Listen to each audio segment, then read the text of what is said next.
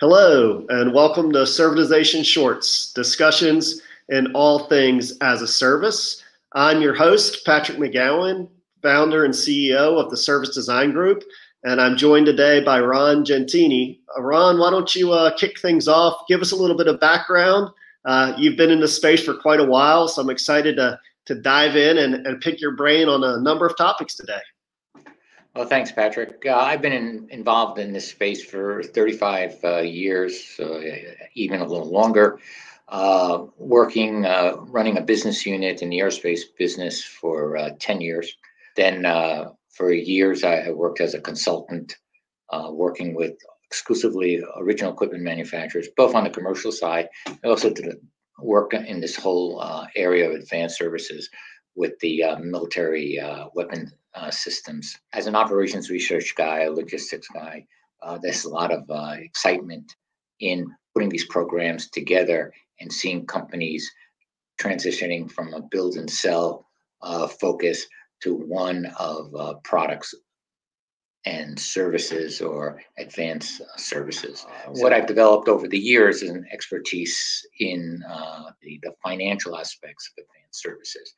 If you can't sell advanced services effectively to the CFO, not the CEO, the CFO, it's a dead on arrival. Most people in the whole services area, they're in the marketing areas, they're maybe in the pricing, all that, and they throw out, well, this is a great value proposition, blah, blah, blah. But if you don't have costs, if you don't know what your profit's going to be, you're never going to get a program like advanced services started in your organization. You mentioned that this phrase advanced services a few times here. Maybe we find 10 people, we might get 10 different definitions. Why don't we start with kind of a breakdown from you of how you would define advanced services? And then well, advanced services has basically 6 elements that combined will be the primary attributes of advanced services. One is a fee that's usage-based. Then their requirement of an oversight that's robust. Then the term is always going to be minimum, is always going to be longer than 1 year. By definition, an advanced service must be reflected on the balance sheet as a long-term asset and then also as a long-term liability. You also have solutions that are all customized, tailored. You have the effectiveness of what you're delivering is assured, contractually assured. And then the last one is that there's always going to be amendments throughout the life because businesses change and they have to have flexibility. So you have 6 elements, all of them combined become the attributes of advanced services, different than the normal legacy services that are provided. And there's also 4 levels of advanced services. One is the obligor will provide you with indirect services. For example, IoT sensors. I'm giving it to you, I'm putting a subscription or advanced service on it, but you take on all the risk of what you're going to do with it. Then the next one is direct resources, mostly parts and labor, where you assure delivery, but there's the effectiveness of the processes that those direct resources are employed are the risks of the buyer. Then the third area is where you basically provide all the resources and complete a particular process, a maintenance process, a restoration process, whatever you're going to do. You take that risk. And the last one which is what people talk about a lot of times, is that there are 3 attributes of a machine or asset. One is capabilities, one's operability, and what's employability. And you, as the obligor, take on the responsibility of one or more of those 3 attributes. So this is clearly well beyond some fanciful idea that we just add a subscription pricing model to our existing product and voila, we're in the advanced services game. and we'll call it a day. So one thing that caught my attention, it has to be greater than 1 year, in terms of an asset and liability. And in your intro, you mentioned this great phrase of, if you're going to get in the advanced services game, you have to be able to sell to the CFO, not the CEO or the CMO or the COO, but the CFO. Stitching these two together, there's high financial fluency. When you go down a path with a client or someone that says, hey, Ron, I want to do advanced services. Do you start with a hard-nosed financial view, or do you get started somewhere else? My experience has been that, running a business unit with a large OEM, you always have to present all your ideas to the CFO for approval. And they're not that concerned that you're precise. What they're concerned about is that you've gone through the logic of the risks. I spent a lot of time on that, because if you can't get through that first gate, it's pointless to continue.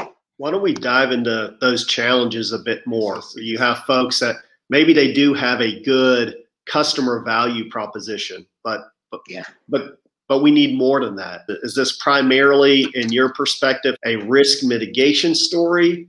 Is it a revenue generation story? Is it a mix of those two things? Or you might say, Patrick, it's something totally different. Pay more attention. No, you hit the nail on the head there, Patrick. I always have these discussions, especially CMOs, about value proposition. But anyone can give you value and lose your shirt. Okay, it's not, you have to know what your costs are. Unless you're you had VC money that's going to support hundreds of millions of dollars of losses over the years. You have to have a cost. I use parametric cost estimating. It's a technique that correlates the value of a machine and its subsystems and the cost of specific processes. There's a relationship. Most annual costs to maintain, restore, and improve a particular subsystem of a machine runs anywhere to about 1 to 5% of its values. I use that as a stake in the ground so that when you can talk to management, you have at least, we believe our costs are around here. We will do better as we get more data. The problem with the whole advanced services, unless you're dealing with high volume, you have a lot of static in your cost data. Wide variations. So when you move to services, all of a sudden manufacturing, the alpha males and OEMs are no longer the alpha male. Okay, services become much more germane. Profit margins are much higher. Blah blah blah. There's a lot more momentum building around this. What's the most attractive strategic opportunity? Is it the recurring revenue promise? Is it, you mentioned higher margins? What's your take on strategic opportunity here? Well, I call it's the install base, stupid. There's OEMs who sell directly to the end users, and there are OEMs who have channels. When they sell directly to their customers, they have a better feel for what their customer is doing because they're in constant contact with it. Versus distributors, the only time they hear from the distributors if there's real problem. But you have to be able to do a pro forma income statement. You have to forecast specific events that will occur that will generate revenue. People think of advanced services just on the maintenance.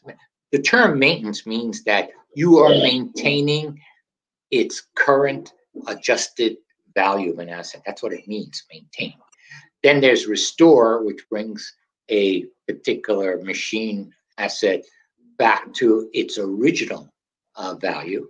And then the third is improving a machine asset, bringing it to a level of capabilities or operability or employability higher than what was originally acquired. Yeah, but you have to put that into a model that can generate an income statement, can generate what ifs, can generate a balance sheet for a particular agreement. Why don't you break down a little bit for us, aftermarket versus or together with advanced services? At least in my head, there's this combination that companies should consider between aftermarket and then advanced services. What's your take on that? The whole purpose of the aftermarket is to assure the effectiveness in the capabilities, the operability, and the employability of the machine. It's just It's changing. The people are looking, customers are demanding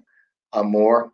The private equity firms are really been pushing what I would call profitable recurring revenue. Okay, there's a big difference between recurring revenue and doesn't have to be profitable. So aftermarkets is really transaction based. Advanced services is where you make a commitment in regards to the effectiveness of the solution that you're delivering. That's where the rubber hits the road. If you want to talk advanced services, you do need to be in a position where you're guaranteeing something. Forget all that squishy value prop stuff. It just got real. It's that plus the recurring profitable growth. It's the challenge and the opportunity that is there for the taking for those that are bold enough or willing to say, let's go in some ways disrupt ourselves for a little bit so we can get there. Do you see it the same way? I do. Usually it has to come from leadership who wants to take that risk. They're looking at what's going to happen to my balance sheet, okay, because I have assets now. They're looking at a bunch. They're looking at stock price. They're looking at compensation. Now you have issues internally in regards to getting the right people to bring these programs up. I put on my economics hat.